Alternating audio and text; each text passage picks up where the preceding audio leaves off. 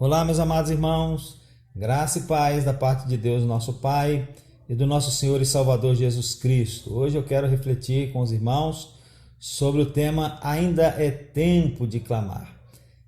Em Jeremias, capítulo 33, verso 3, meus irmãos, nós encontramos Deus assim falando ao profeta Jeremias: clama a mim e responder-te-ei, e anunciar-te-ei coisas grandes e firmes que não sabes. Jeremias, meus irmãos, estava encarcerado no pátio da guarda real quando a palavra de Deus veio a ele dizendo, dentre outras coisas, essas palavras que ora acabamos de ler: clama a mim. Jeremias foi preso algumas vezes, algumas delas em lugares bem ruins, pela razão de anunciar juízo de Deus. Aqui Jeremias estava preso porque anunciara juízo de Deus contra a nação de Israel. Juízo esse que viria através de Nabucodonosor, o rei da Babilônia. Eu quero que o irmão preste bem atenção nisso. O profeta Jeremias, um profeta de verdade, indubitavelmente chamado por Deus para ser verdade. Esse profeta anunciou juízo.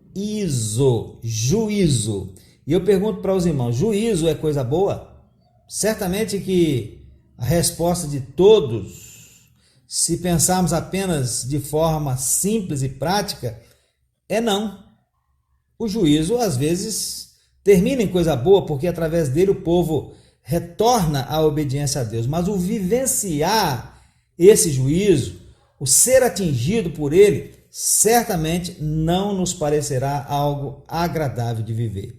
E quando penso em Jeremias, meus irmãos, indubitavelmente um profeta de Deus anunciando juízo, apesar de em alguns momentos profetizar bênçãos também, não posso deixar de pensar e alertar quanto à enorme diferença de muitos profetas, entre aspas, profetas que não são verdadeiramente profetas, dos tempos atuais, especialmente aqueles que assumem a tarefa de serem os profetas midiáticos, lá da mídia, lá do Facebook, que só anunciam coisa boa.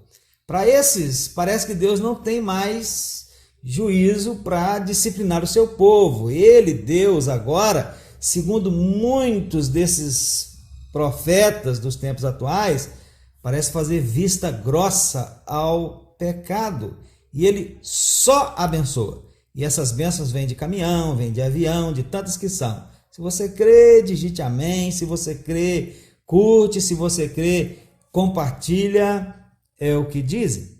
Pois eu quero agora fazer uma profecia. Eu quero profetizar sobre sua vida, meu irmão, que Deus quer, pode e vai lhe abençoar. Porém, não brinque com Deus, não.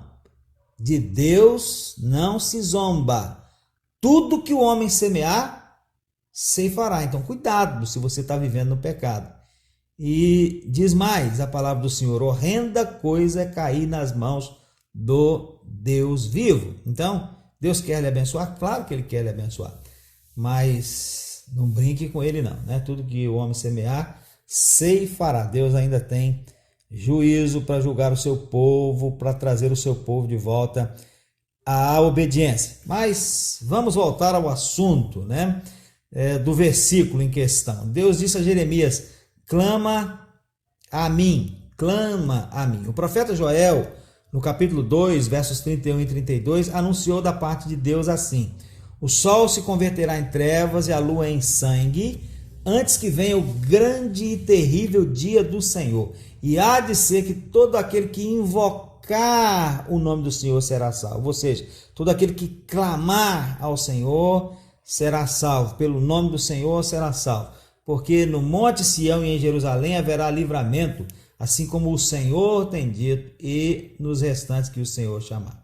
Lá em Atos 2, versos 20 e 21, nós encontramos Pedro citando essa profecia de Joel: todo aquele que invocar, que clamar o nome do Senhor, será salvo. Em Romanos 10, 13, Paulo também cita parte dessa profecia de Joel.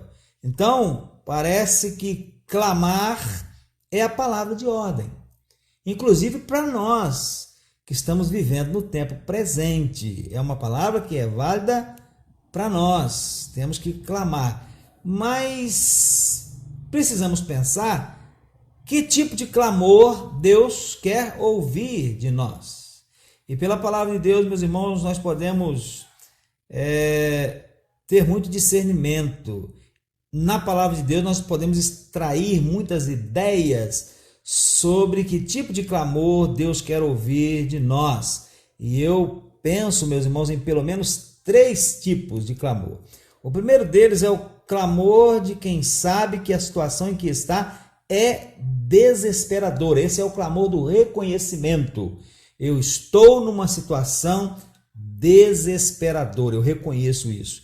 Qual o exemplo que nós podemos citar dentro das Escrituras? Um exemplo muito bom que nós temos é o exemplo do filho pródigo, da parábola contada por Jesus, né? Aquele homem desprezou a casa de seu pai, ele quis ir viver a vida por conta própria, ele então pegou o seu dinheiro, aquela parte que lhe pertencia, foi viver distante, até que a coisa ficou ruim pro lado dele, né? E ele reconheceu que a situação em que ele estava é desesperadora. Quantos jornaleiros de meu pai têm abundância de pão e eu aqui pereço de fome, né? Levantar-me-ei e ter com meu pai, dir-lhe-ei: Pai, pequei contra o céu, perante ti já não sou digno de ser chamado teu filho, faze-me como um dos teus jornaleiros. E ele foi, e ele clamou ao seu pai que o recebesse de volta. Não precisava ser como filho, poderia ser como um empregado da casa, porque ele reconheceu, e ele disse para o seu pai, deixou claro para o seu pai que ele reconheceu que ele, depois que saiu da casa do pai, a situação em que ele se colocou, a situação a que ele chegou, era uma situação desesperadora. Então, o primeiro clamor é o clamor do reconhecimento. A seguir, meus irmãos, vem o clamor de quem não quer mais continuar nesta situação, que é o clamor do arrependimento. O filho pródigo, novamente, é exemplo, né? Ele volta para a casa do pai e ele fala para o pai aquelas palavras: eu pequei contra o céu perante ti, já não sou digno de ser chamado de seu filho, não quero mais ficar lá, quero ficar aqui. Não precisa ser nem como filho, pode ser como empregado. Ele retorna. Então é o clamor do arrependimento, o clamor de quem não quer mais continuar nessa situação desesperadora de afastamento da casa do pai, que no caso da parábola simboliza Deus, né? E o terceiro clamor, meus irmãos, é o clamor de quem sabe que só Jesus é capaz de livrar. É o clamor da fé.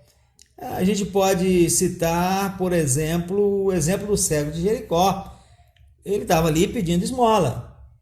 Cego, ele era mendigo e ele estava ali na sua vida normal. Ele não estava atrás de médicos, ele não estava atrás de pessoas que supostamente poderiam fazer alguma coisa por ele no que concernia aquela cegueira, porque ele sabia que não existia essa pessoa. Até o dia em que ele fica sabendo que Jesus estava passando por ali, ele ouve um tumulto: o que é que está acontecendo? É Jesus que está passando por aqui. E ele sabia que Jesus era capaz de livrá-lo, e ele começa a gritar: Jesus, filho de Davi, tem misericórdia de mim. E aquele era então o clamor da fé, né? Jesus o chama: que queres que eu te faça, Senhor? Eu quero ver. Então vê, a tua fé te salvou.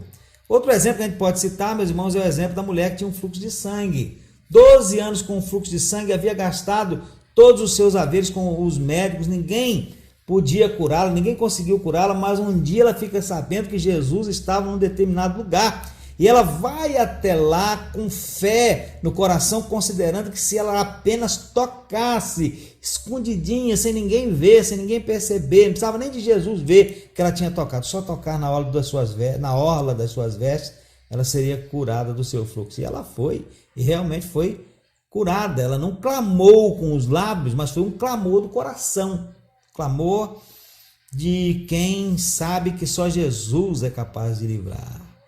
E a mulher cananeia também, lá em Mateus 15, versos 22 a 28, são exemplos para nós. Então, esse é o tipo de clamor que Deus quer ouvir de nós. O clamor do reconhecimento, o clamor do arrependimento, o clamor da fé, o clamor de quem sabe que a situação em que está é desesperadora, longe de Deus, né? Desesperadora, o clamor de quem não quer mais continuar nessa situação e o clamor de quem sabe que só Jesus pode dar jeito na situação, só Jesus é capaz de livrar. Então é esse clamor que Deus quer ouvir de nós. E quando é que nós precisamos clamar?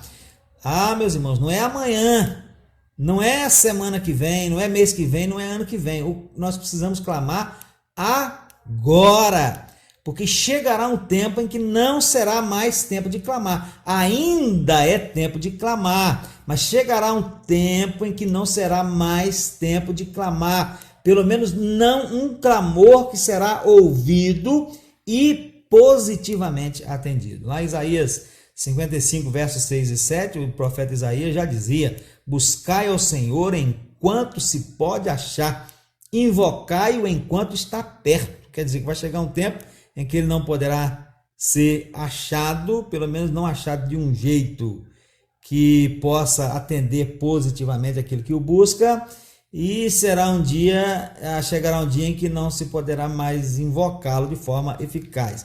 Deixe o ímpio seu caminho e o homem maligno os seus pensamentos e se converta ao Senhor, que se compadecerá dele. Torne para o nosso Deus, porque grandioso é em perdoar. Lá em Lucas 16, verso 19, meus irmãos, em diante, nós temos uma outra parábola contada por Jesus, é a parábola do rico e Lázaro. E numa parte da parábola, né, depois que ambos morrem, e o Lázaro vai para o seio de Abraão, o rico vai para o lugar de tormentos, diz a parte do rico em tormentos que, estando ele em tormentos, clamou. Ele clamou: pai Abraão, manda que Lázaro molhe na água a ponta do dedo e venha aqui para me refrescar a língua. Mas já era tarde, ele clamou, mas já era tarde. Um grande abismo estava posto entre eles, ninguém podia passar de lá para cá e nem daqui para lá. Então é preciso clamar agora. Ainda é tempo de clamar. Enquanto você está aí ouvindo essa palavra, ainda é tempo de clamar. Enquanto nós temos vida aqui nesse mundo, ainda é tempo de clamar. Então nós precisamos clamar enquanto ainda é tempo de clamar. Agora é tempo de clamar. O clamor do reconhecimento, isto é, o clamor de quem sabe que a situação de distanciamento de Deus é uma situação desesperadora. O clamor do arrependimento, isto é, o clamor de quem não quer mais continuar nesta situação.